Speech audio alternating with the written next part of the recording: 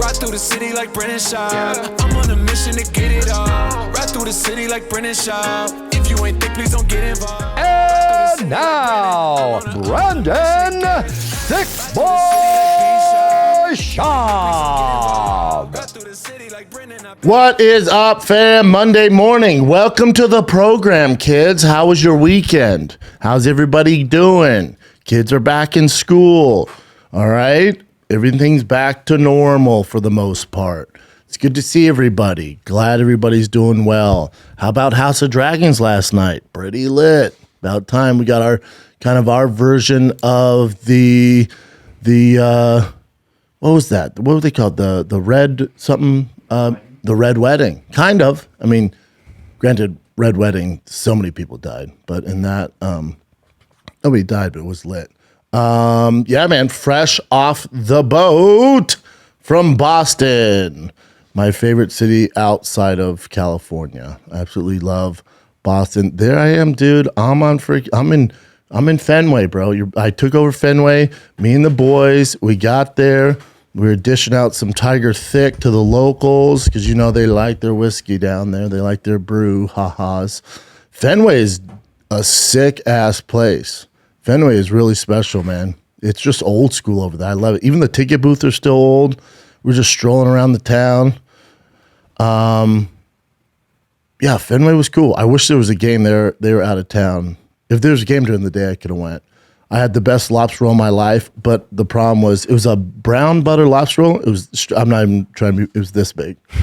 And the guy's like, "Yeah, you might want to order a ton of them." And I was like, "Whatever." But he's not lying. We should order a ton of them. But it was the best lobster roll of my life. I ate at the infamous Oyster something. Do you remember the name? The Oyster Union. The Oyster Union. It's the oldest restaurant from like 1830 some shit in Boston. It's been there forever. And we called to get reservations because everyone told me to go there.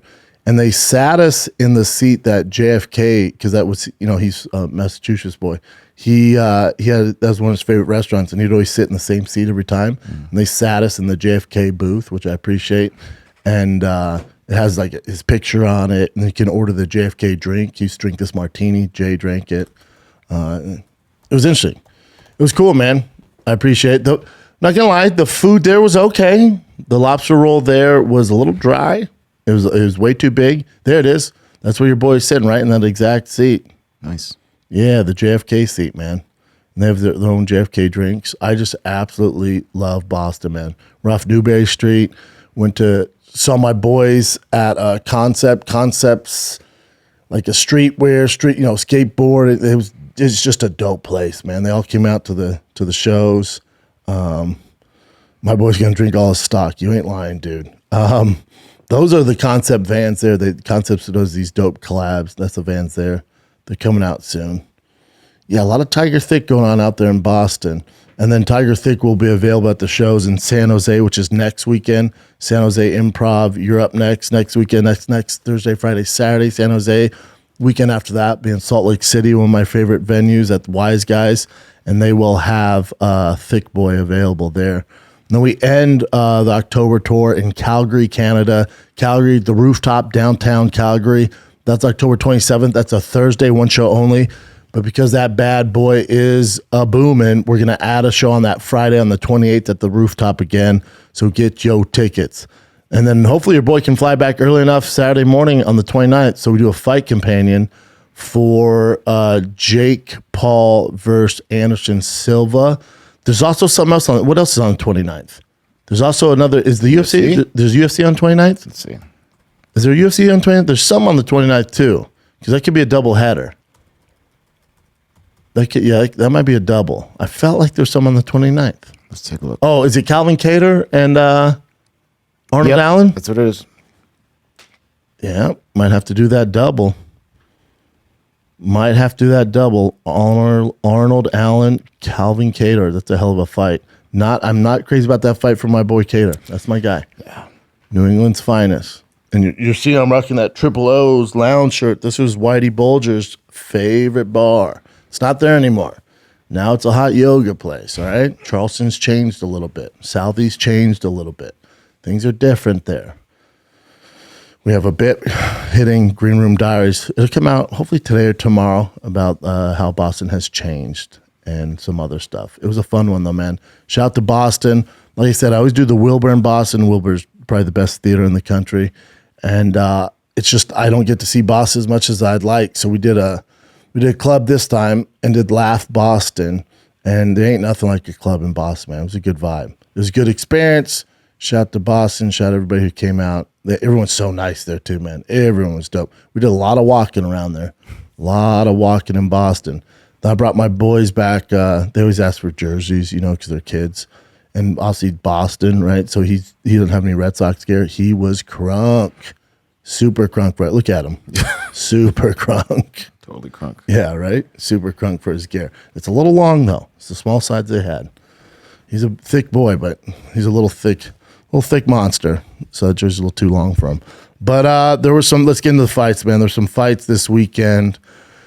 I told you guys the most exciting card of the weekend was going to be one championship. It didn't disappoint. I thought it was a great, just overall from top to bottom, a great card. Got to be honest, main event, maybe I'm a little biased. I'll see what you guys think. But Nan versus Angela Lee, this is the rubber match. They ended up giving Nan the unanimous decision, which I disagree with. I think Nan clear as day won that first round. After that, though, I'm up to hear the debate that it was 3-2 in Angela Lee's her getting the decision. I'm up for 3-2. There's an argument it'd be 4-1 for Angela Lee. For the judges to give to Nan unanimously is insane to me. Insane. And their scoring is based off of, it's a little different than here in the States and in the UFC, is where they don't score it round by round. They score it like overall fight, kind of like the Pride rules. Remember that? Like the Pride stuff? Okay, let's go off that scoring criteria. How do you give it to Nan? If she only really did the damage in the first round, but the other 4, Angela Lee was chucking and jiving, moving, submission threats, like putting on the pressure, all that stuff. Yeah, going forward, octagon control. I guess if you're just predicating off one round of damage, you would give to Nan. Skeptical hippo eyes, man. Same. Skeptical hippo eyes. It ain't right. It ain't right at all. I thought Angela Lee kind of got screwed over there. And then Mikey doing the damn thing. That has to be kind of a milestone for jiu-jitsu. That's a big deal. Your co-main event, straight up jiu-jitsu. First ever one, too. Yep. And your boy Mikey got it done. Stamp Fairtex is a badass. You saw the elbow. She's a monster. But the whole card was good, man. You had that, and then you had Bellator, which is a hell of a card, too. Bellator's pretty stacked. Patricio doing the damn thing. He was getting booed, which he didn't care about. And then AJ McKee still doing the damn thing. My boy Aaron Pico, who you guys know I love Aaron Pico, his shoulder fell off, huh? His shoulder fell off. And then his coaches are way too into Lethal Weapon, and they're like, oh, what we'll do is exactly what Mel Gibson did in the movie, and you just got to ram it back in.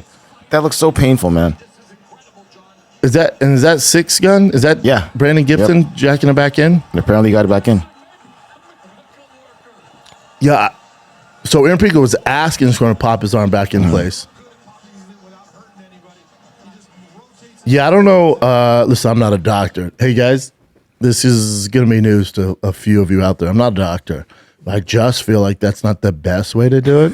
I mean, you can pop the shoulder back, get lined up, pop back in, but like jerking on it like that, it's only going to cause more ligament and like structural damage, I would assume. Yeah. Again, not a doctor. I'd listen to Six Gun over me all day. And maybe he's done it. He's cornered a million guys, so maybe he's done it before and the guy went back out there and won the fight. But it's just a shame for Aaron Pico. You got to run that back. You got to run it back. It's just Aaron Pico has these things, that prevent him from being, living up to his full potential. There's nothing you can do when your freaking shoulder pops out. I would assume doctors kind of chimed in and was like, hey, don't do that. He's not Mel Gibson. This isn't Hollywood. He's not Mel Gibson from Lethal Weapon ramming his shoulder into the wall to pop it back in. You can't do that, right? Hopefully he's okay. Aaron Pico, I was thinking about him. I think I even brought it up to Bo Nickel. You haven't seen the Bo Nickel Food Truck Diary.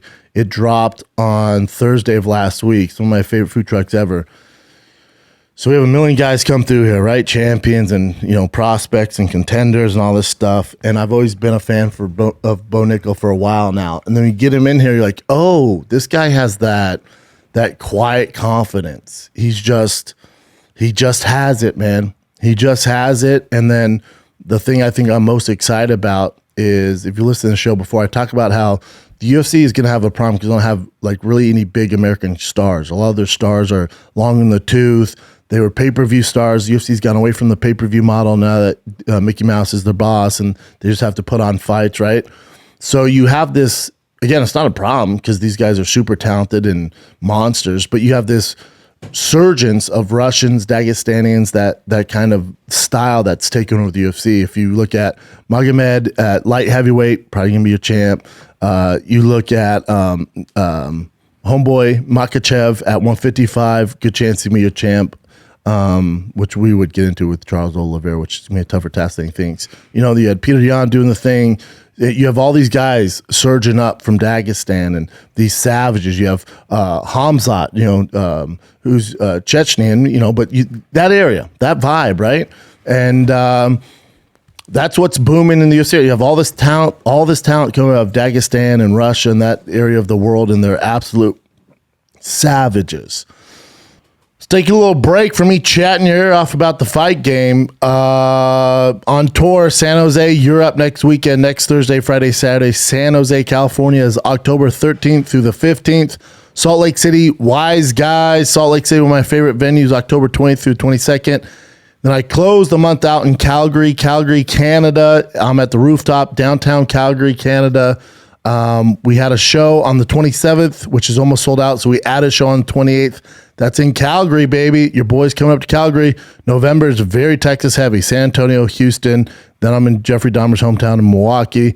But San Antonio, Texas, and then Houston, Texas. You're up in November. But coming up, San Jose next week, Thursday, Friday, Saturday. Get your tickets, NorCal. The NFL action is in full swing at DraftKings Sportsbook, an official sports betting partner of the NFL. We talking touchdowns, big plays, even bigger wins. New customers can bet just $5 on any NFL team to win and get $200 in free bets if they do. Check this out.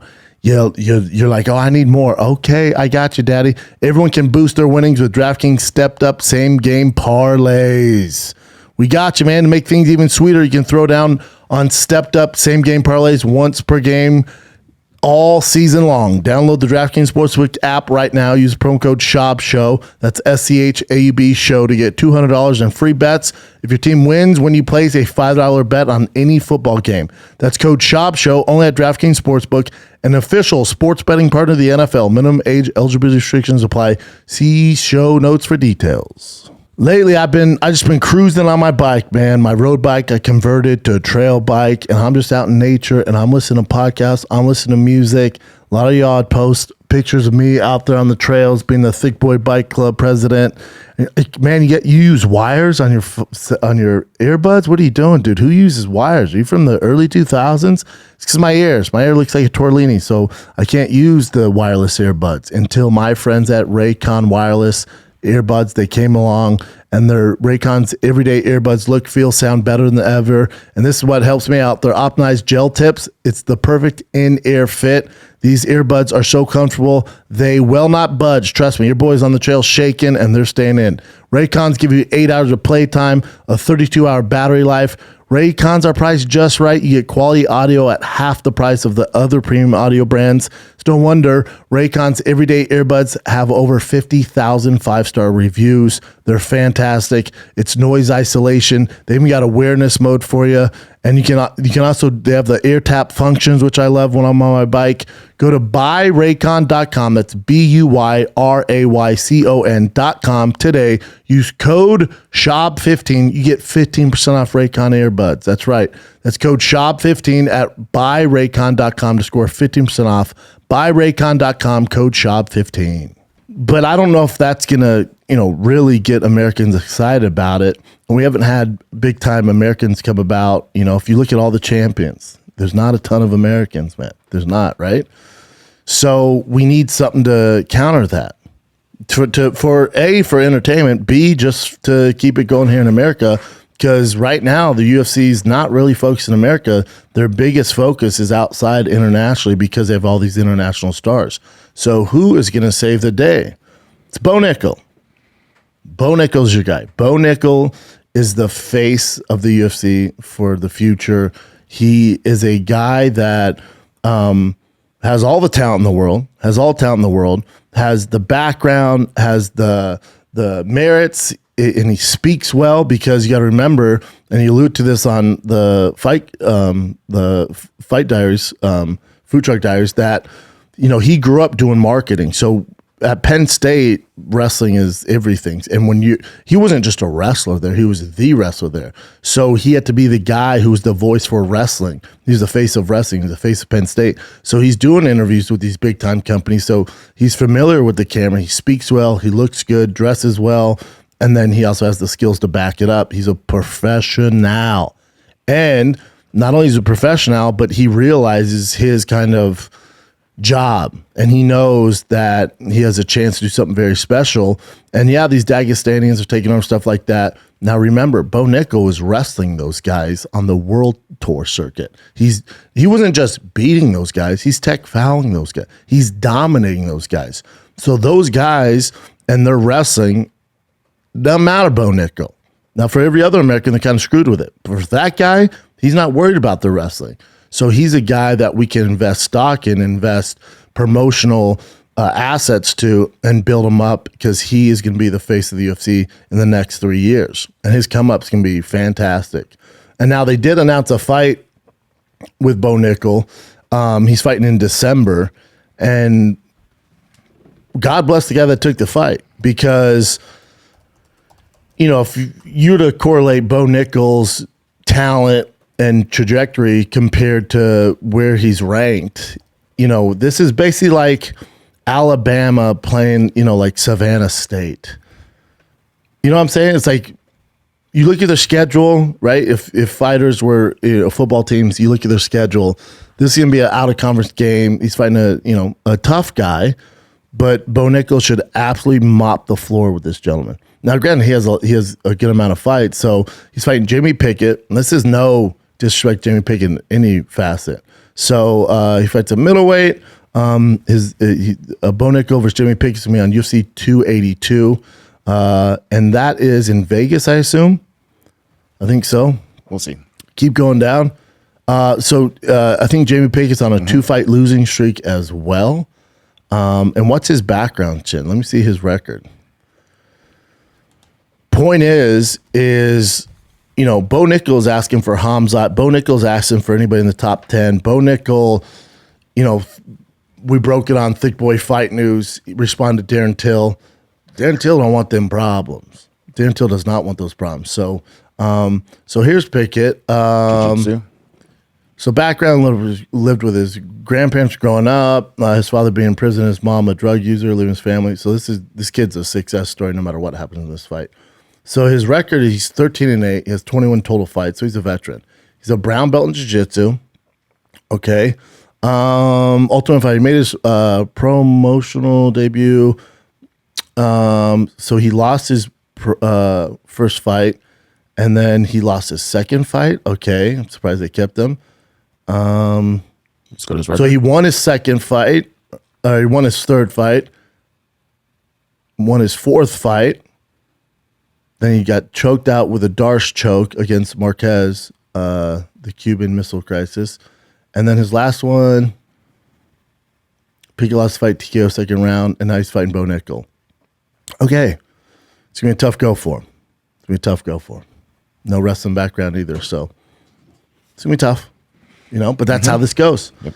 And I bet I would be willing to bet that the UFC, the matchmakers, whoever was it, Nick Maynard or Sean Shelby, whoever's dealing with Bo Nickel and the matchups, I bet they asked a few guys to take this fight against him, and they said no. Mm. So Bo Nickel, I don't know how many they're going to be able to do like this, because these guys, now granted, this dude Jamie Pickett has no leverage, so he has to take the fight. If he were going to say no, they're going to cut him, right? Especially coming off a loss, they're going to cut him. So these guys are forced to take the fight. The problem is with Bo is you're going to see what he does to freaking this guy. And so after that, I want like how much long. So I would assume they give him another test, a guy on maybe a 3-fight streak, but not in the top 15. He's going to get probably 2 to 3 fights like this, depending how slow the UFC wants to play it.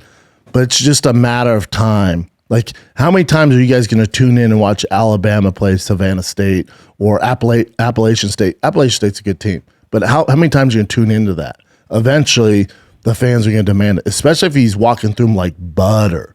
Especially if he's doing to these guys what he's doing on the Contender Series, just absolutely starching them.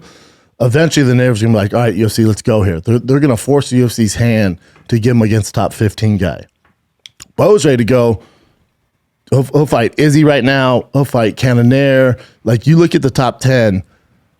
I know I'm a Bo Nickel dick rider. That big red rocket dick of his, I'm a fan of. And you look at the top 10. You tell me who's beating them.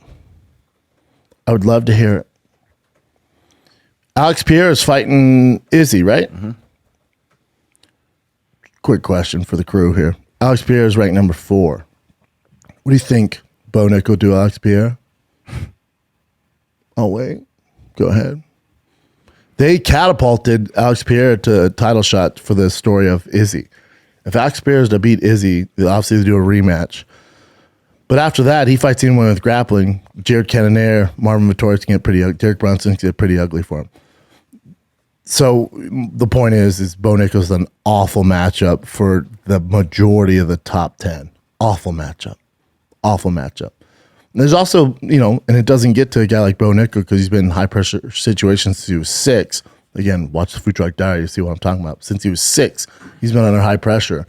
So none of this stuff gets to him. So they can't move him along fast enough. And usually, even when we had Laura Sanko on Food Truck, I was like, here's my plan. Give him the experience. Let him take his time.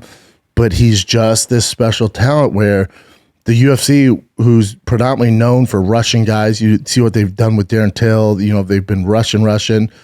And they've learned from their mistakes. You look at what they've done with Sugar Sean, doing with Patty Pimlet, right? Bo Nickel's different than those two. He's different. He's a guy you can rush, and I would be okay with it for the first time. Now it's a marathon, not a sprint, but also you could speed it up with this guy. Let's see how he does on his first pay-per-view. Also, don't put my boy on the prelims. UFC, listen, whatever, we have our issues. Do not put fucking Bo Nickel on the prelims. Don't do that. His fight, when he was before he was on Contender Series, they put him on Fight Night. It was the most viewed fight that entire year on Fight Pass. It was the most viewed thing on Fight Pass. He brings a freaking fan base. People want to see this guy fight. Now he's on a pretty stacked card.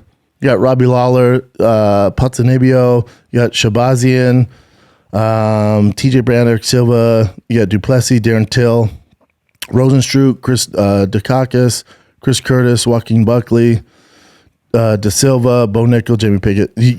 Do not put my boy Bo Nickel. If he's the main event on the prelim, I can kind of see that. He should kick off the pay-per-view and then have Darren Till go after him.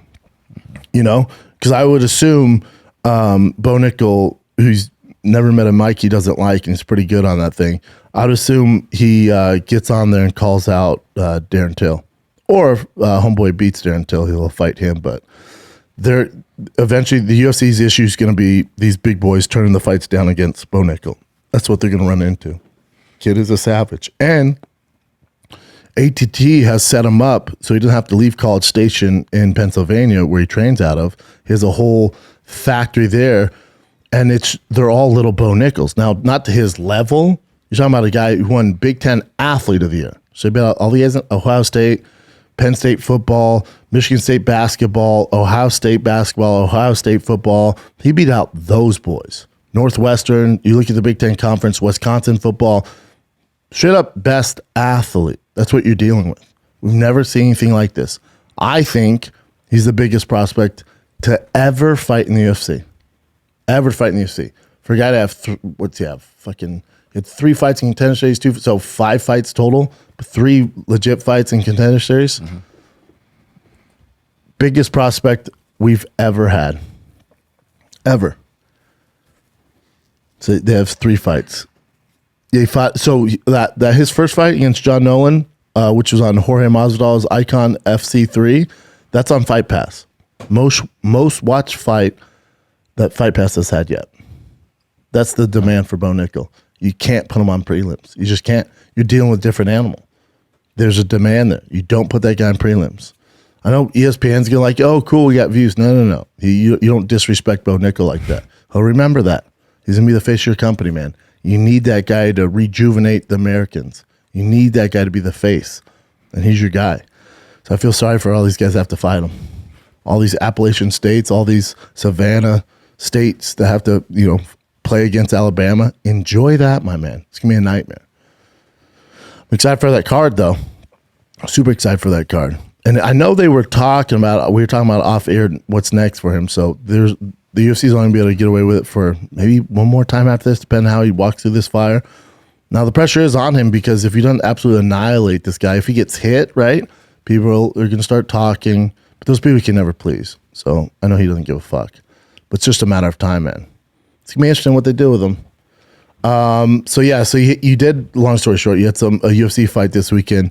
You had Mackenzie Dern versus homegirl Jan. Shonan. Yep. And the main event. Mackenzie Dern's fallen some tough times, right? She's 2-2 her last 4 fights.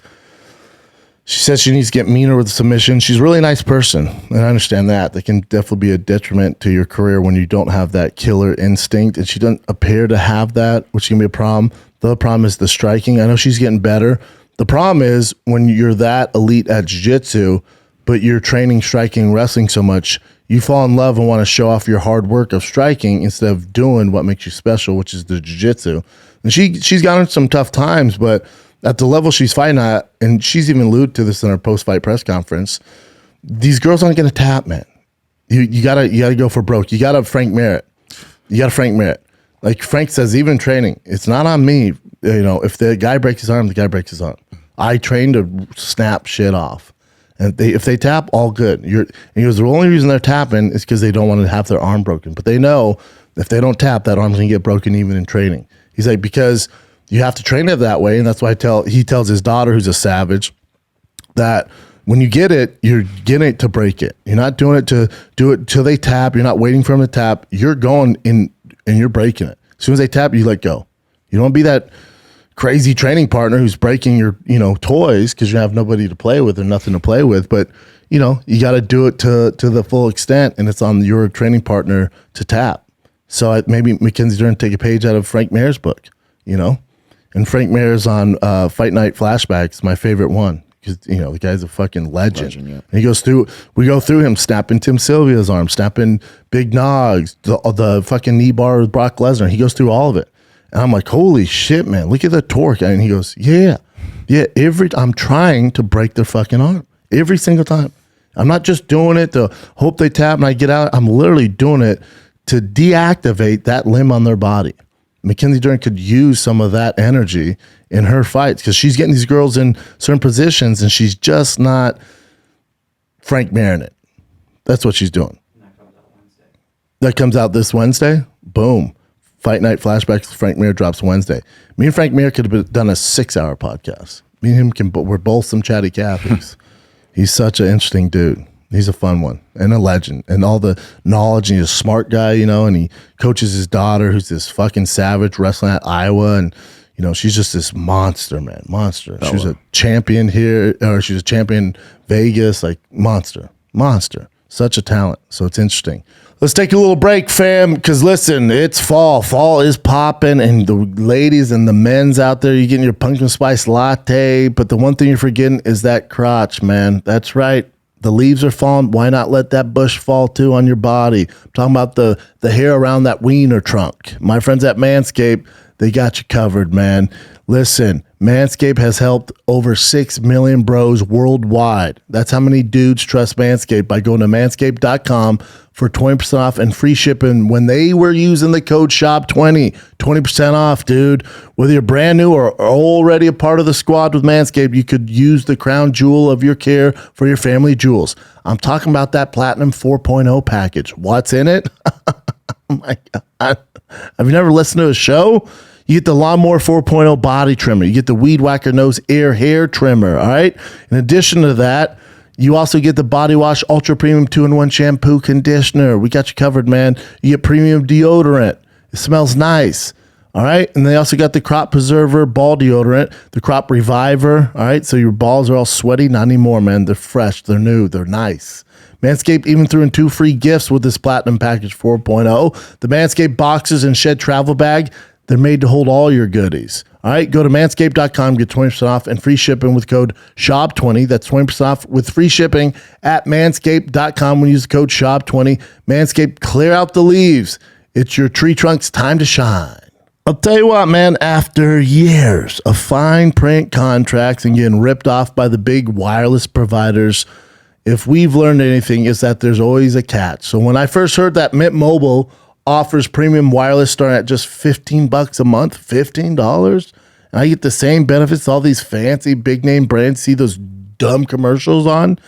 Mint Mobile, I thought, what's the catch here? But after talking to them and using their service, which I've been doing for over 2 months now, it makes sense. There's no catch. Mint Mobile is the only service that doesn't have a catch. The secret sauce is that they're the first company to sell wireless service online only. They cut out the cost of the retail stores, and they pass those sweet savings directly to you. All right? These other providers, there's always a catch. Impossible to get a contract, the family plans, all that stuff. Mint Mobile's not doing that. There's no brick or mortar store. You get it directly to you from online sales, so they don't have all that overhead, so they can give you cheaper deals. For anyone who hates their phone bill, Mint Mobile offers premium wireless for just $15 a month. Mint Mobile gives you the best rate whether you're buying for one or the entire family. That family plan, check out Mint Mobile, all right? Family lines start at just 2 lines, all right? Families start at 2 lines. You can build from there. All plans come with unlimited talk and text, high-speed data delivered on the nation's largest 5G network. Use your own phone with any Mint Mobile plan and keep your same phone number along with your existing contacts. You don't need to do all that stuff, which is overwhelming. It was so easy for me to do. Switch to Mint Mobile and get premium wireless service starting at just $15 a month. To get your new wireless plan for $15 a month and get the plan shipped to your door for free, go to mintmobile.com/Schaub, S-C-H-A-B. That's mintmobile.com/Schaub. Cut your wireless bill to $15 a month at mintmobile.com/Schaub. All you sports fans out there, you've heard of your favorite athlete, the captain of the team, the dude slanging that pigskin, or the dude throwing spinning wheel kicks, or the dude hitting home runs nonstop. You hear him talking about the flow state, being in the zone. Well, you can be in the zone whatever job you have. You don't have to just be a world star athlete. No, man. To be in the zone means you're crushing it. You're focused. You're not, no distractions. How do you get in the zone, though? People ask that. How do you get in that flow state? How do you get in that zone? How do I slow things down? Focus on one project. Well, there's nootropics. Yep, there's nootropics. And it's by the best company on the planet. I'm talking about On It. OnIt.com. All right. OnIt.com/Schaub. You save 10% off. I'm talking about Alpha Brain. That's right, Alpha Brain. You've heard of it. You've heard of it. You've heard my boy Joe Rogan talk about it. So it helps him form better senses when he's talking. Alpha Brain is the real deal, man. It helps your brain fire away, helps you remember names, and also it's caffeine free. And here's the thing. They're so confident that's going to work. You can try Alpha Brain. If you don't like it, you get your money back. You just give them 2 weeks, and they don't charge you anything. You get all your money back, and you can keep the freaking bottle. They're like, whatever, man. They refund the money on the spot. No return necessary. That's how confident On It is in Alpha Brain. Go to freaking onit.com/Schaub. You get 10% off your entire order, but especially on Alpha Brain. All right. And if you want to not use that and waste your life and go to Walmart and pick it up in person, go to your local Walmart because they also contain Alpha Brain. But if you want to save 10% off, do it the right way, go to onit.com/Schaub. 10% off Alpha Brain. My daily cheat code. You're welcome. The main takeaway of that UFC fight night with Mackenzie Dern, Jan, is if you were following it, and again, this isn't a big card, so maybe some of you guys didn't see this, so I'll break it down for you. Mackenzie Dern on her press conference goes, yeah, it's interesting. Mark Zuckerberg rented out the entire arena for the fight night, right? Mm-hmm. So Mark Zuckerberg spotted case at UFC 61 despite Dana White's bullshit claim. Now, technically, Dana White isn't full of shit here because he said that Mark Zuckerberg didn't just rent it out just for him. Okay, if we're looking at this, there were a few others in the crowd, so it's not just Mark Zuckerberg, but also, do we think that Mackenzie Dern had this weird, elaborate conspiracy theory she came up with and just pulled it out of her ass, which is nice ass, but did she pull it out of her ass going, oh yeah, Mark Zuckerberg rented the entire arena out? You guys think Mackenzie Dern had some elaborate plan and just made that up and said it at a press conference? Or do you think there's some smoke there? Do you think, I don't know, she's around UFC officials, somebody told her that Mark Zuckerberg rented out the Apex Center? Is that so far-fetched to think? And then obviously that struck a nerve with Dana. He goes, that's complete bullshit. He didn't do that. And then you watch the fight on Saturday, and that's exactly what he did. So it's strange to me that it's okay for Dana to go against his fighters and, you know, devalue him and, he's lying, or call another guy a fucking dummy because he had a conspiracy about UFC 279 because there's some smoke there. Again, I have no issues with Dana. But we've also fallen into this pattern where he is a promoter, right? So have we ever met a promoter that doesn't lie? Name one that's never lied to you. Go, I'll wait. Are you done? You can't think of any? Cool. You guys are shouting into your cars as you're driving to work listening to this. You can't think of anyone? Me neither. That's what promoters do. They lie. They're businessmen. They're promoters. And most promoters are, you know, scum, dude. So that's what they do. It's just what they do. It's part of the gig. So my thing here is, if clearly Dana lied about this, they clearly rented it out, which doesn't make a lot of sense to me. And for whatever reason, I came to the office today and I was asking the team, why does this piss me off? Why is it okay that Mark Zuckerberg all of a sudden started noticing the UFC? He's like, I like the UFC. Look at this. This was like, do me a favor. Look up the next fight night. I'm renting the entire arena. In a sense, like, I don't know if it works like that. He's like, it does for me. They just play by a different set of rules. It's like he's Caesar from Gladiator. Like he's Joaquin Phoenix from Gladiator.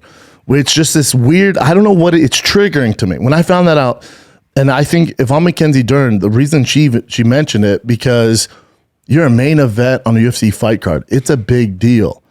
Now imagine this is such a big deal and you thrive off the energy of the fans, and then you find out that this rich guy who created Facebook, who has lied through his fucking teeth about suppressing information that he doesn't agree with. He lies. And then finally on Rogan was like, we did make some mistakes with the misinformation. We were in cahoots with the White House, which is insane. And Twitter's the same and YouTube's the same. And this will get demonetized because I'm even bringing this up. I don't give a fuck at this point. Bring it on. The thing is there something weird about a guy because he owns $1 billion company and just recently found his passion in MMA and jiu-jitsu, and it's just so strange that he can go, I like that sport, I'm renting it out. Now imagine you're Mackenzie Dern, you're the main event and that arena is empty because this privileged nerd from Harvard created an app called Facebook, and all of a sudden fancies himself some UFC and decides to rent out the arena for your main event. And we're just all cool with it. For the first time ever. No media. Nothing. Now, they've never done this for anybody. They've had Donald Trump in the arena. They've had Shaquille O'Neal. They've had Elon Musk. They've had some big fucking names in that arena, man. Now, granted, this Apex Center a little different. I'm not talking about MGM. I'm not talking about T-Mobile Arena, right? He rents out the Apex. Seats, I don't know, fucking 100 people. Or more than that, but still 300 people. Still, you're the main event, and you thrive off the fans giving you energy. But this rich kid, Joffrey from Game of Thrones, goes, I like that sport. I'm coming. I want anybody else there. Mine. Is this not a weird kind of like old school Rome dictator thing? And did you see Dana at one point after the Mackenzie Dern fight in the main event? He looked over and Mark Zuckerberg went like this. And then Dana was like, kill her. No, I'm just making that up. He didn't do that. But you could see that. I heard Mark Zuckerberg go, when do the lines come out? Isn't that weird? Mark Zuckerberg went, hey, when do the lines and when do the chains with the balls on them come out? When do they start hitting each other in the face and killing each other? And Dana went, Mr. Zuckerberg, this isn't Rome. Okay, dude? This isn't the Coliseum. Nobody's dying. Zuckerberg went, well, I should have paid a little more. It's insane. Now, I wonder what the deal was. You know? What's the deal here? Because Dana is far right. You know what I'm saying? Like, he's Mr. Trump. So his information getting suppressed. But the UFC, obviously, he doesn't bring some of the politics in the UFC. So is it just like, I'll scratch your back, you scratch mine, I'll let you sit here like the rich Joffrey from Game of Thrones and watch it with your wife who clearly isn't into it? Some guy threw a spinning back fist, and I thought she was going to throw up. She was cage side about to throw up because two grown men were fighting. She was terrified. Mark Zuckerberg is like, yes, blood, death, kill him. Look at her. Terrified. Look at her. Terrified. She's not into this shit. Look at, she's like, oh, I can't. Oh my God. That's not even bad, girl. You got a safe one. And that arena was empty. That arena was empty, man. It sucks for the fighters. Not packed. What'd you say? Definitely not packed. No, like and also, I bet the other Facebook employees like, hey, man, we would have went. Mark's like, no, mine. No. He's just Joffrey from Game of Thrones. How far does this go?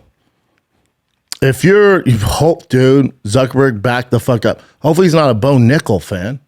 Hopefully he's not an Izzy fan. How far is this going to go? What if he becomes a big Izzy fan? Izzy's next pay-per-view fight, it's just Mark Zuckerberg in a giant arena. Like, how far? And he has all the money to do it.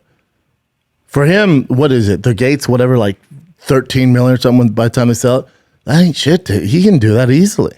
What if what if his girl was like, oh, I had so much fun.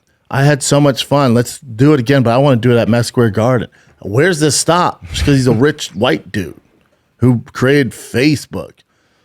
Stole Facebook, am I right? Let's call a spade here. Stole it from the twins. That's why he paid them all the money. Anyway, you've never seen that show, The Network, the movie. Go up for me though, Chin. What did Luke Thomas say?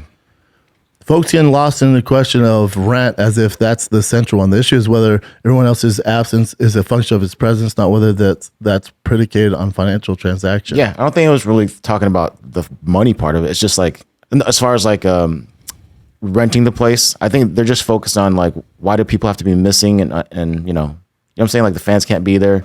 That's my thing. Yeah. I don't give a fuck if Mark Zuckerberg's cage side. Do your thing, dude. Yeah. I'll see you and Dana are boys now, whatever. And But let it be like a regular event. And yeah, you're not the president of the United States. You're not Putin. We don't need to stop this thing because somebody's come in with a fucking bomb strapped to their chest. No one gives a fuck about Facebook.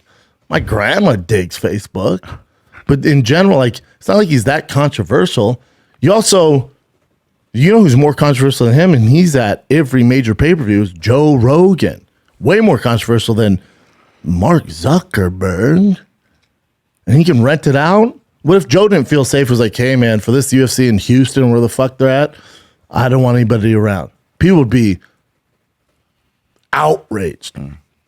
This guy, because he's a billionaire, everyone's like, okay, that's cool.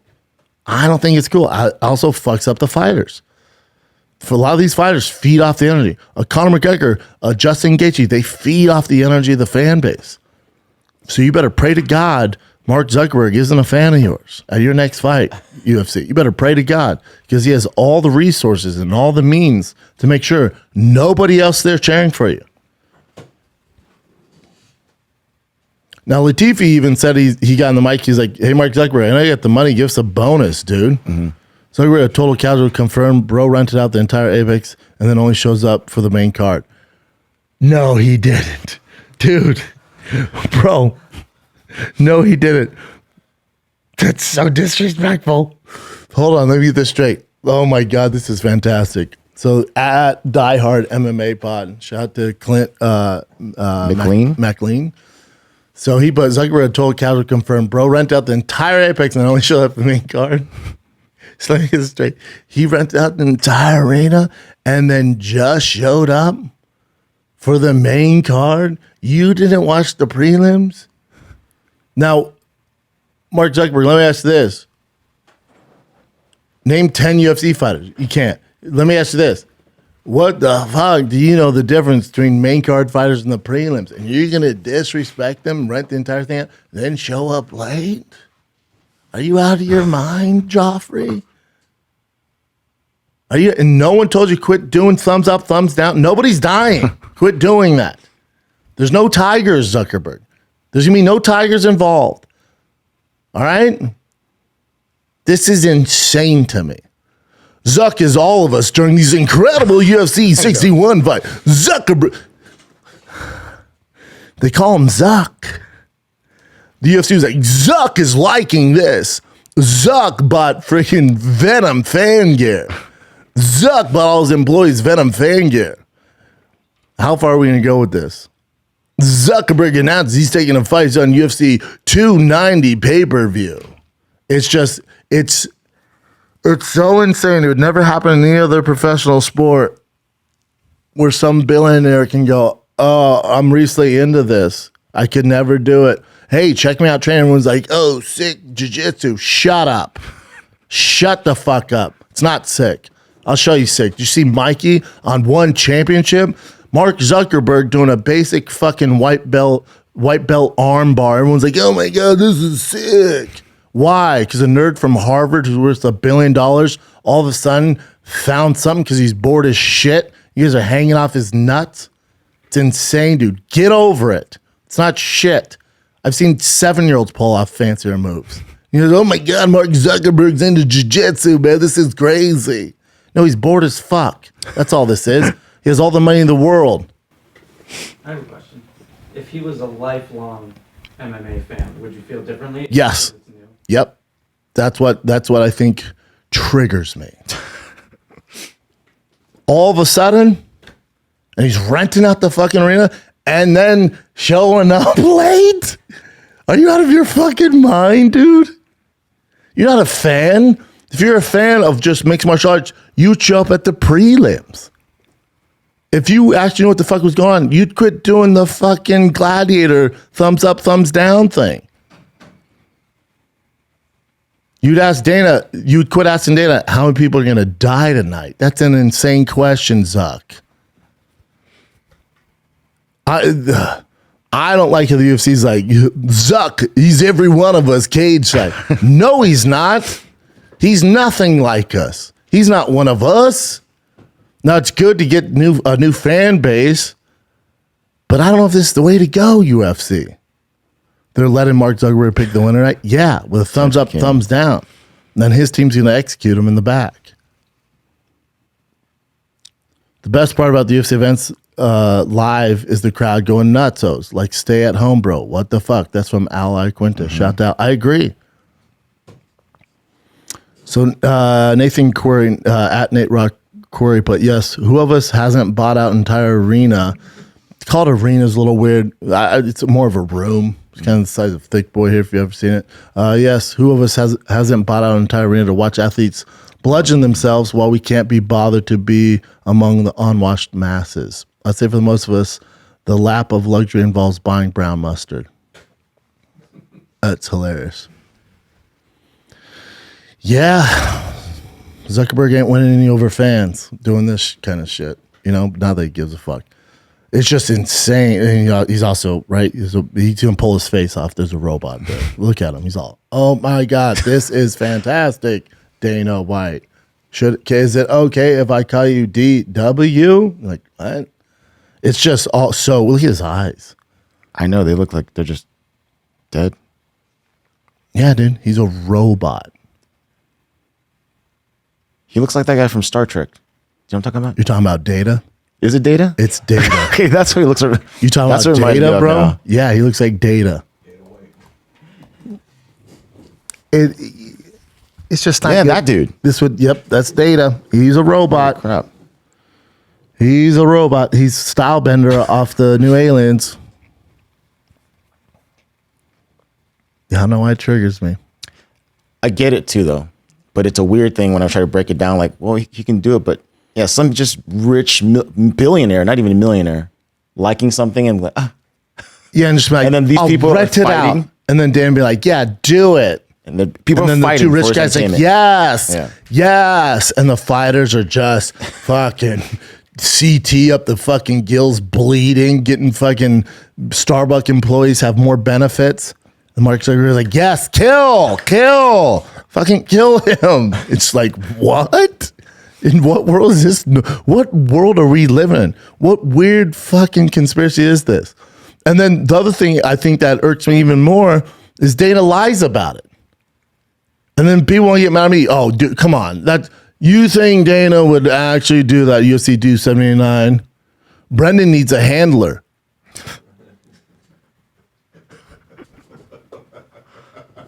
Do I? Or does your boy need a handler? I'm not the one playing grab ass with Mark Zuckerberg, letting him rent out Thick Boy Studios, shutting it down for his entertainment. You should have ran that by me. Right? I don't need a handler. These guys need a handler. Somebody should have gotten the ear of Dana and Mark Zuckerberg and went, hey, you two rich, privileged fucks, come over here. Let me tell you something. Somebody should have done this at UFC Institute. Hey, you two rich, privileged fucks, come here. Let me talk to you. Do not ban the media. Do not allow fans to attend this event. It affects the fighters. What's our first priority here? The fighters? That's what you say. We know you're lying. But this makes it even worse.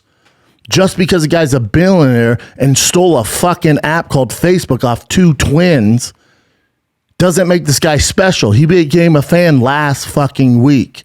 Quit posting shit. You're driving away your fan base. This isn't the way to go. Don't call him Zuck on your fucking social media either. You don't know the guy. We'll see how long he's going to be into it. The card kind of sucked, right? Mark Zuckerberg, I heard, left pissed. I made that up. I don't know. He probably had the time of his life. I'll tell you who didn't, his wife. She was terrified. She's like, they're actually hitting each other? And then Mark Zuckerberg, yes, babe, they're hitting each other. Some of them will die. She's like, they're going to die? He's like, hopefully, if it's up to me, they will die. And Dan's like, ugh, killing them might be a little far-fetched, my man. You know? It's not good, dude. It's because who's next? Who's next? Who does Dana want to impress next? Who can pay the toll to watch these poor UFC fighters who are underpaid like you wouldn't believe?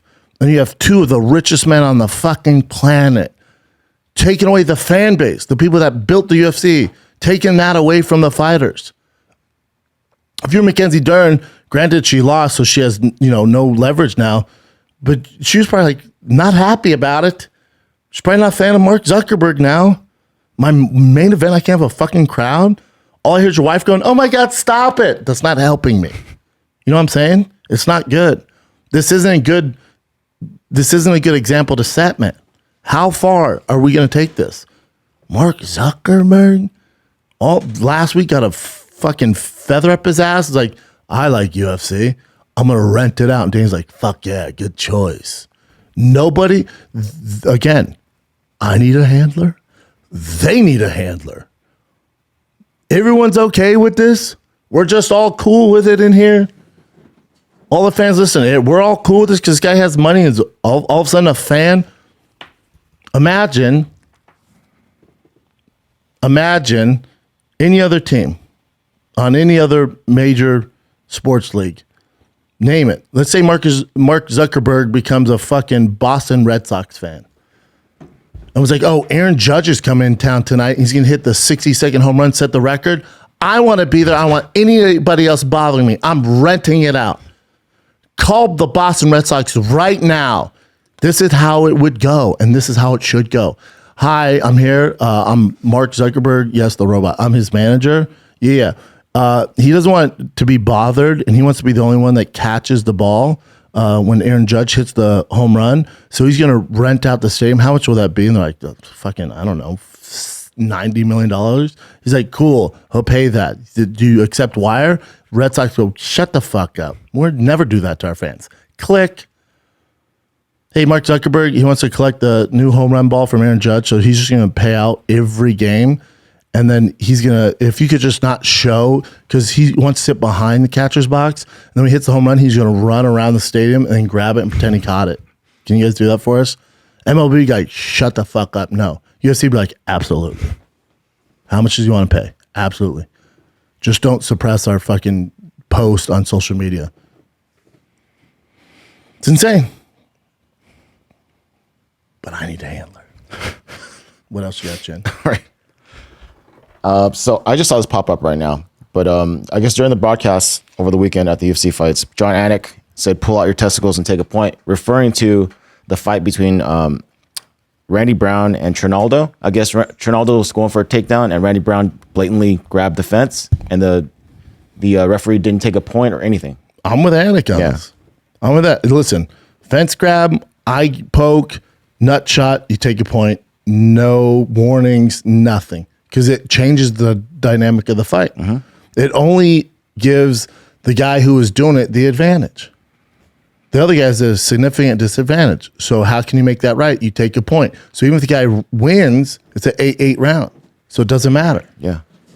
But going off the rules, and there's guys who are going to, John Jones, there's guys who are going to eye poke and get away with it because we know there's going to be some leeway there.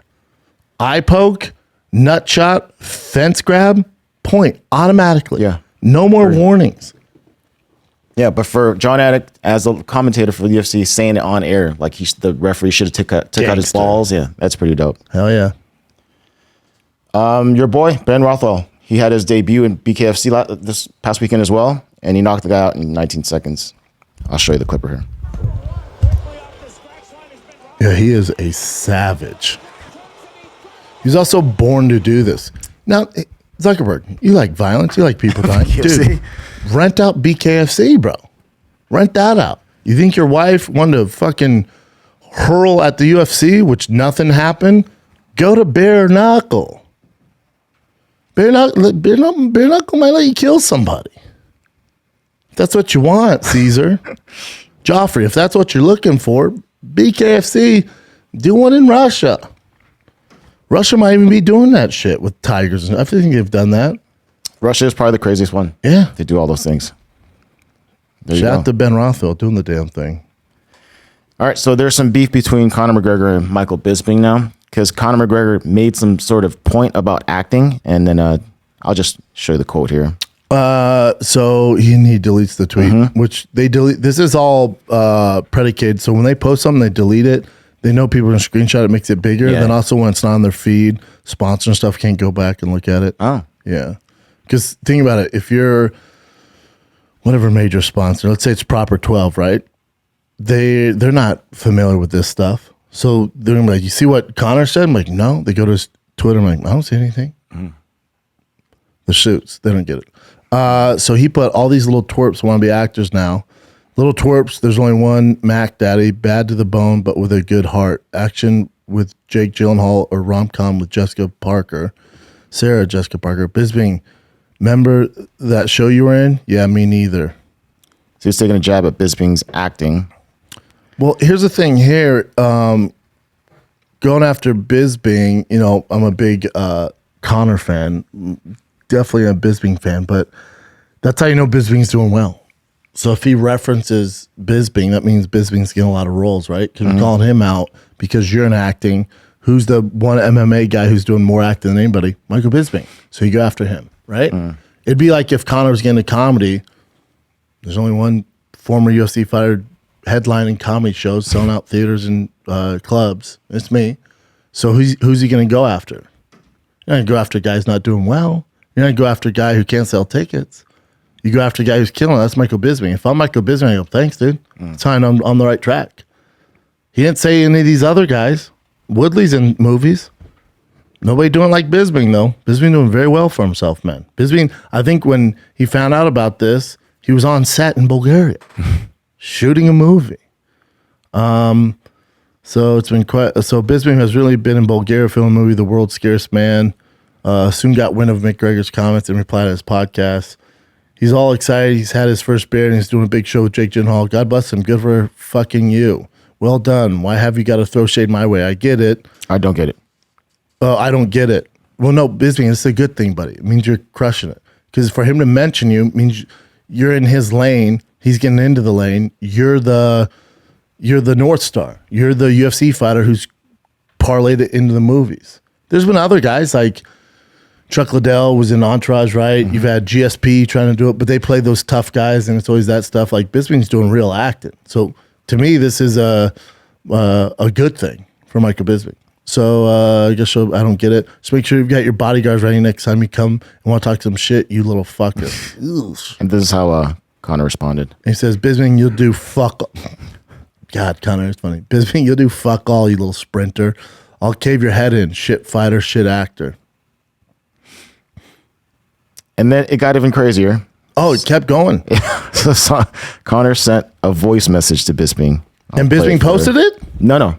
I don't know. Wait, how did they get it? I think it's like an internet voice message. I'm not sure, but let's so check. he did like a voice note as a tweet? Something like that. That's lit. Yeah. I didn't know you could do that.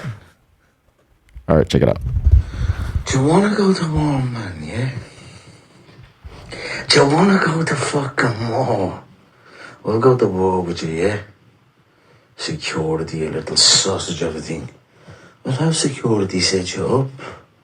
Where'd you stay when you're in Vegas again, pal? Little Apex fanny pad.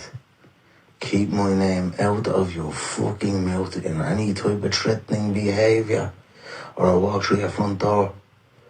You up like Unity, you little dope. You up the Manx, yeah? Go back where you belong, you little clown. You little sprinter.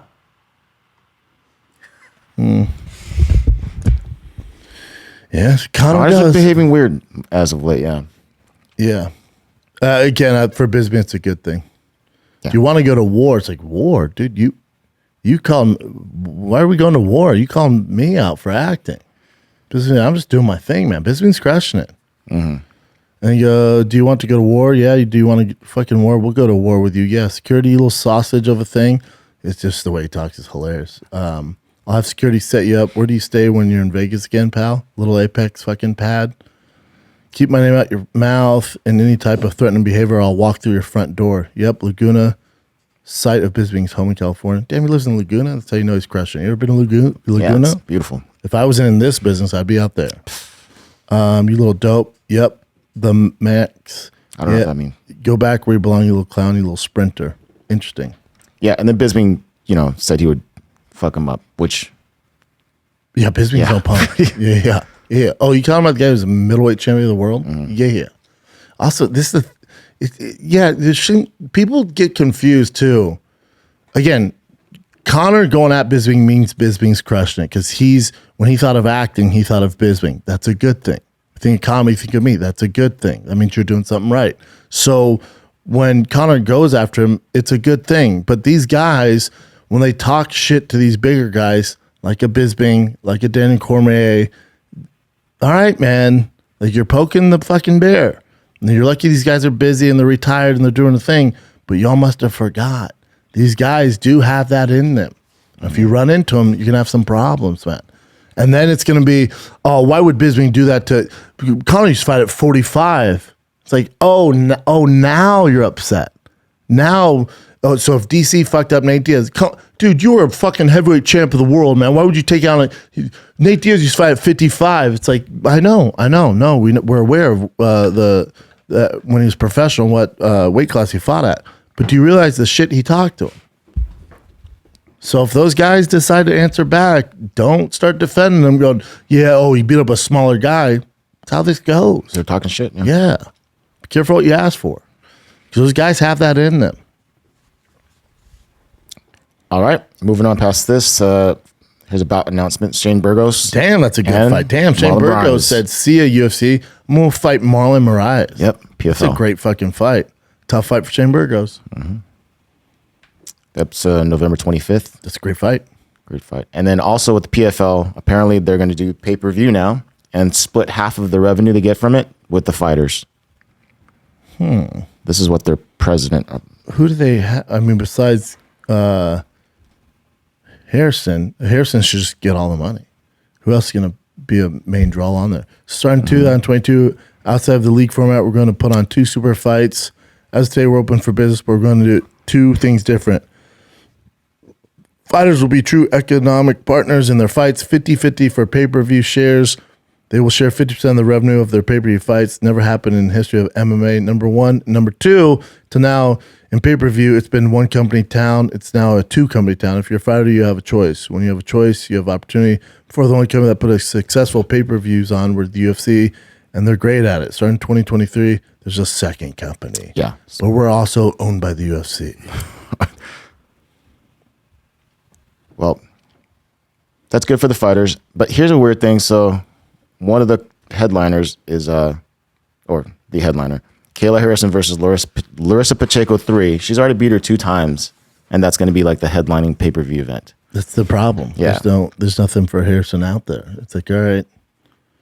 Yeah. That's the problem. Are you That's fighting a girl definitely who the beat up twice? Well, I'll pay for that. I know. I don't know how it's going to go pay-per-view wise. Davison Figueiredo, Brandon Moreno, 4 is being targeted for UFC Take my money. Take my money. January 21st in Brazil. Take my money. All right. Here's another couple quick fight announcements. Derek Lewis versus Sergey Spivak. And I looked at Derek's record. It's been tough lately. Last 2. 3 out of his 4. Yeah. Spivak won his last 2. Then we have Joaquin Buckley versus Chris Curtis. I like that fight. And this is Joaquin Buckley's record. Mm-hmm. And then, so he has the last fight he lost.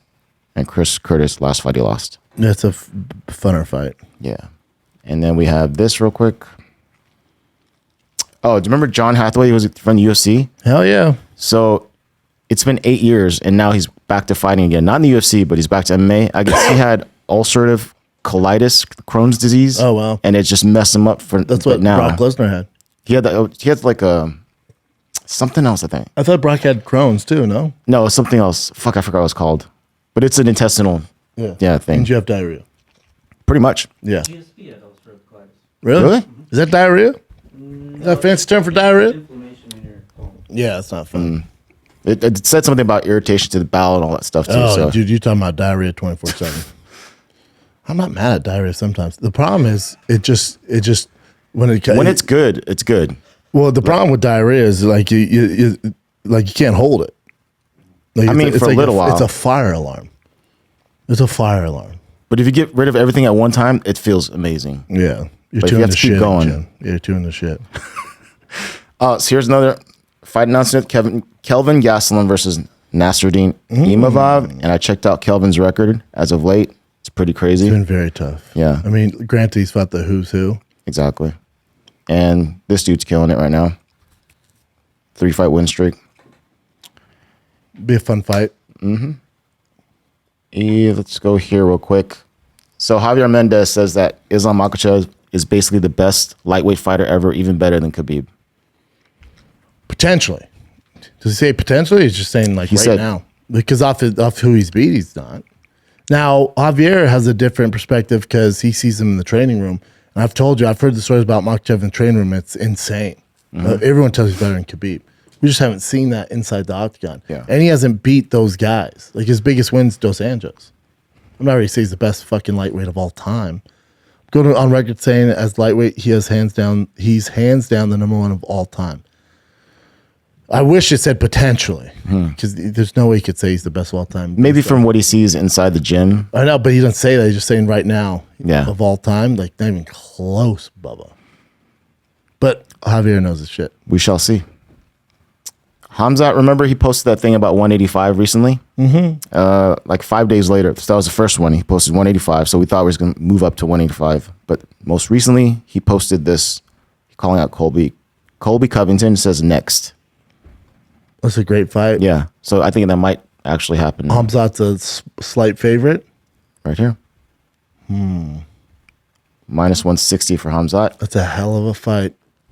Hell of a fight. What if they book that in December? That'd be good. And then this is DC's comment on it. For sure, he's the most difficult matchup. Yeah. But for sure. That's why I like the fight. So this is DC speaking, not me. Colby Covington can match Hamzat in most of those areas, except for size. Colby Covington can match Hamzat in most of those areas where we will generally say Hamzat has the advantages. Wrestling, cardio. Well, I would say at this point, the cardio advantage is Colby. I would love to hear what DC thinks Hamzat has proved that he has cardio. Go. What fight? Gilbert Burns? No. Yeah, that's the only closest one. Which other fight? Yeah. I can go through Colby's career and give you very fine examples how he's a cardio fucking machine. There's only one fighter in the history of the UFC that has better cardio than Colby Covington. It's Kamaru Usman. That's it. That's might have a little bit of an issue.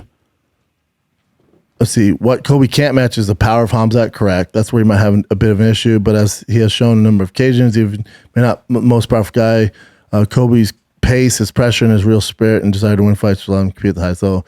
We have all seen him melt people. If you recall the Gilbert Burns fight, Hamzat was starting to fatigue as the fight went longer, so it's a very interesting matchup that what could potentially be the most difficult for Hamzat. I'm all in if he can make the weight. I agree 100%. I'm all in. Gotta make the weight, though. But DC's not no dummy to the game. He knows what's up. He's saying if you recall, Gilbert Burns fight, Hamzat was starting to fatigue as the fight went on longer. Yeah. I think that's going to go against Colby.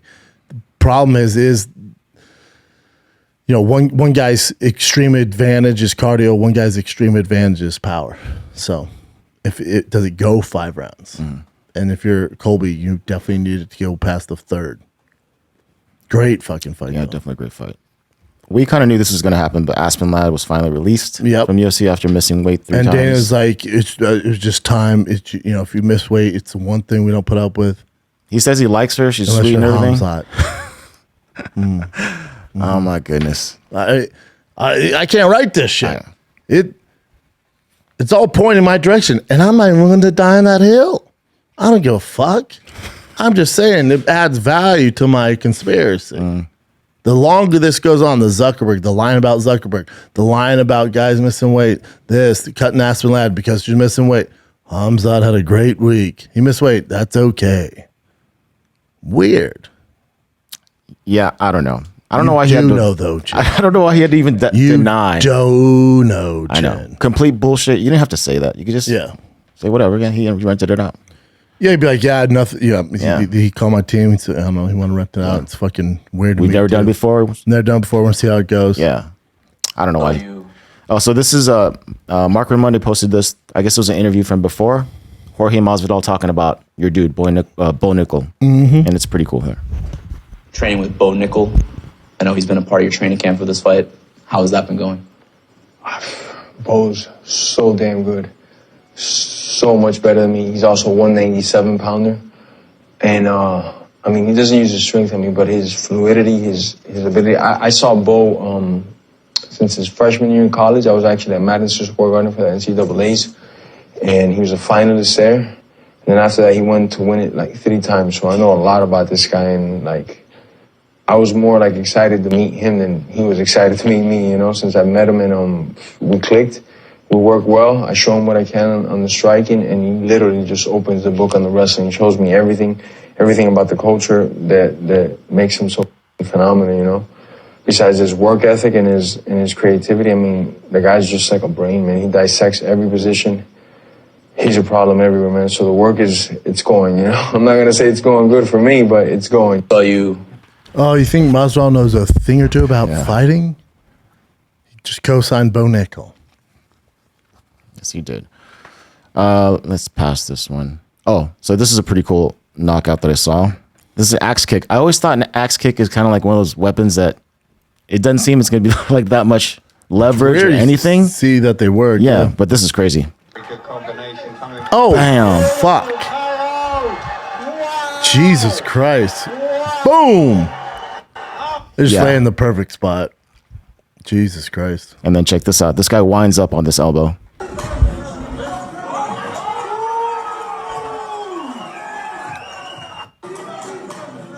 whoop. That is tricky because you think he's going to throw a punch and just spin an elbow. Spinning. Yeah. And the guy had to come in too. And this is a pretty crazy guillotine. God damn, how strong is he? It's amateur because they have their shin guards on. Oh, that's amateur? Yeah. Shin guards? That's why you see the shin guards. He's just holding him in the air. That's pretty crazy. It looks like he really tweaked his neck there. And this has happened before in, different cages, but this is probably the craziest one I've seen so far, where they both fly out of the cage.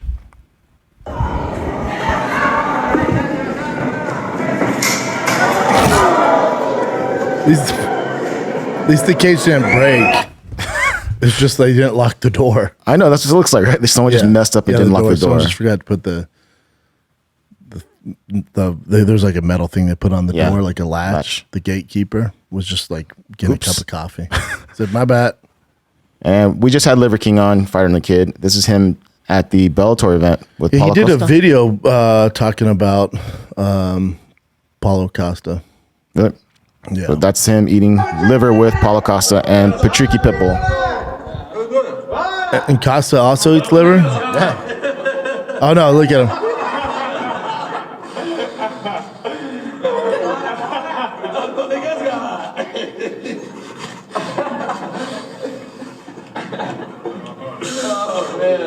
Oh my god. Começou aqui. It's not to look bad, but Yeah, it's not good, guys.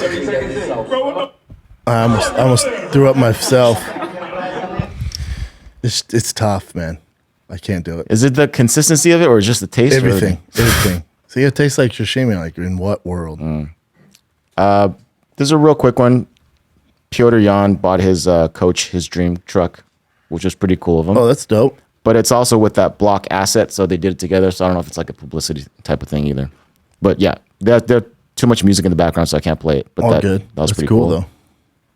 And I saw this too, that Joe Rogan used to bet on the UFC, even when he was part of UFC. Mm-hmm. He didn't know it was illegal or anything. Back in the day, it wasn't. They didn't have rules. Oh, okay. No, Rogan knows his shit. Like, when we talk about fight, I mean, clearly he knows his shit. Yeah, so I'll just play this clip for you. I used to bet on UFC. Really? Even when I was commentating, I bet on it early on. I'm like, this is probably not legal. One of my business partner, he would come to a lot of the fights, and I would give him, he would gamble. So when I stopped gambling, I would just say bet, and we were at like 84% success rate. It was so crazy. 84% success rate. Which is nuts. I know. Mixed martial arts. I don't know what this is about, but I'll just play for you. This is Dana White. What's up, everybody? UFC President Dana White here, and I am putting together the biggest slap competition of all time. So, if you have ever professionally slapped or you think you can, email a video and your information to our casting team at slapcast@pilgrimmediagroup.com or just hit the link in bio.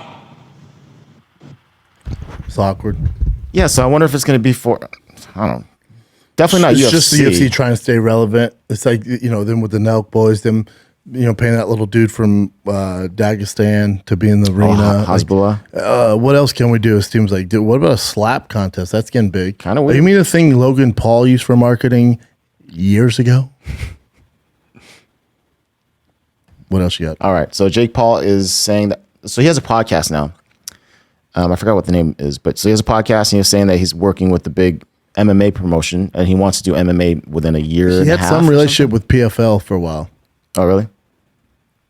So the BS, the Jake Paul podcast. I'm with a big organization right now on a whole thing in MMA that has to do with me fighting. We're going to have an announcement soon. Wow. Yep. And then he says here, I want to do it with, there you go. He's going to AK. That's good for him. I want to do it with Javier Mendez City who trained me. I'll go to American Kickbox Academy. I probably need a year and a half to get the kicks down. I already know jiu-jitsu. Interesting. That's alarming. I want to be able to do in there and at least check kicks. I already know how to wrestle. Interesting. Mm-hmm. Be fun to see him in there. Yeah. It ain't going to be the UFC. The UFC's not doing that. I hear you. Remember we talked about this last week that Eddie Hearn is suing Jake Paul for $100 million? Yeah. So I guess Jake Paul was on the same podcast saying that he's going to debunk it somehow. Like it's BS. Yeah, he's not suing him? Yeah.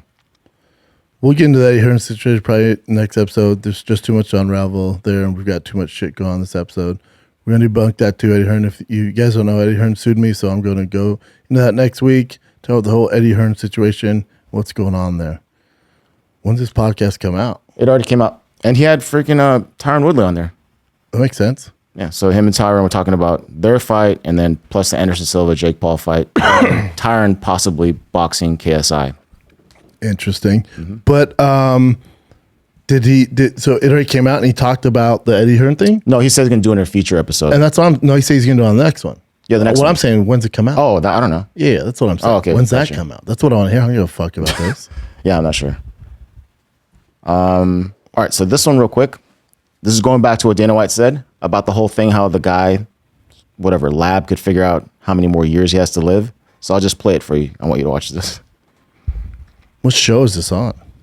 This is inside the Apex, I think. And they know when you're going to die. And they're right within a month. So I'm like, wait a minute.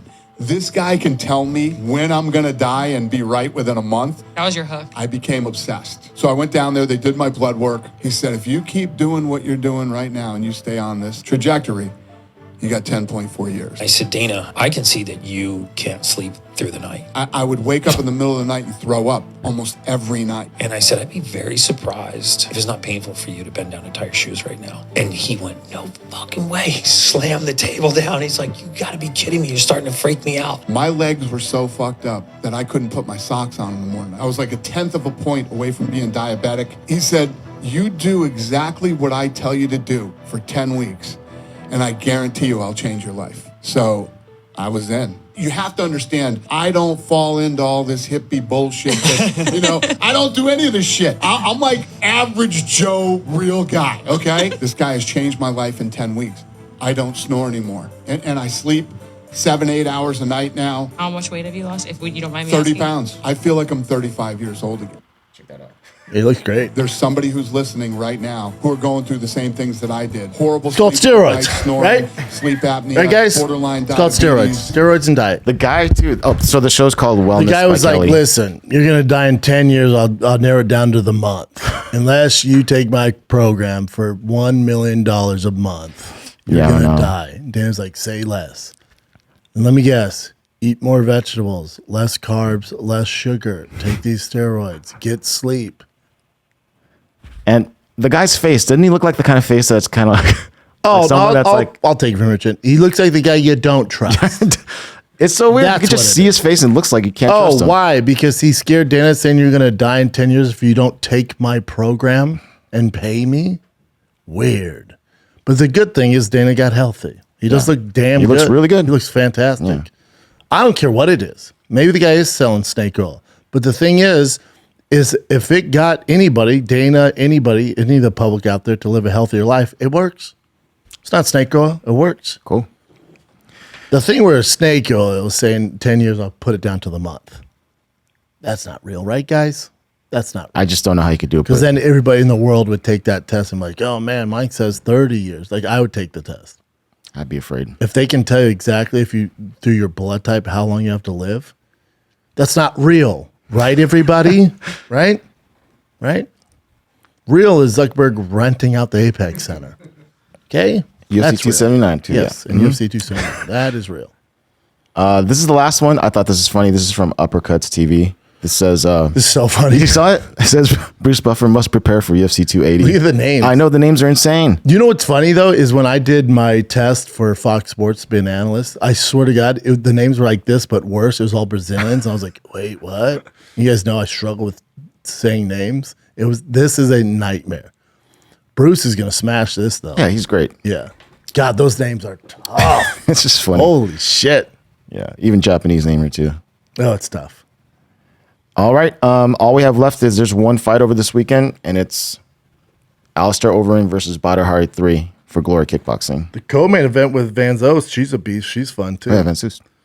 But fucking Badr Hari over him doing the damn thing. Both older. I'll watch it, though. You remember those legendary Badr Hari and Alistair Yeah. Overeem fights? Both I think of them. they were Both- 1-1. Yep. Yeah. Both knocked each other out. Yeah. Yeah, he knocked out straight up Uber Ream. Like Yep. he was juicy. And that's Saturday, October 8th. That's what it says. There's a Glory website. I'll watch it. Same. I need something to do. Is that it? That's it. All right, kids. Your boy's hitting the road. I am in San Jose next Thursday, Friday, Saturday. San Jose Improv, San Jose, California, October 13th through the 15th. And then the week after that weekend, I'm in Salt Lake City. Wise Guys, one of my favorite clubs in the world. Wise Guys is October 20th through the 22nd. And then we end September. Oh, they got it up. Jay Schaub is on it. He's listening. Calgary is October 27th. That's a Thursday, and that show is almost sold out. So we added a show on Friday at the Rooftop, downtown Calgary. That's October 27th through 28th in Calgary. November is Texas heavy. San Antonio, Houston. Down in Jeffrey Dahmer's hometown of Milwaukee, November 18th through 19th. Then we end the year in Providence, Rhode Island, and Washington, D.C. All right, but San Jose, you're up next week. After that, Salt Lake. Then I'm in Calgary in October. Get your tickets at thickboy.com. Love you guys. Be safe. Be nice to each other. Thanks for watching, liking, subscribing. New Green Room Diaries will be dropping on Brendan Schaub YouTube, not Thick Boys. So that'd be Brendan Schaub Comedy YouTube. We have a whole Boston bit going on there on Aaron Hernandez and how the city's changing. It's a fun one. Like, subscribe there if you can. Love you guys. Thanks for everything. Be nice to each other. I'm out.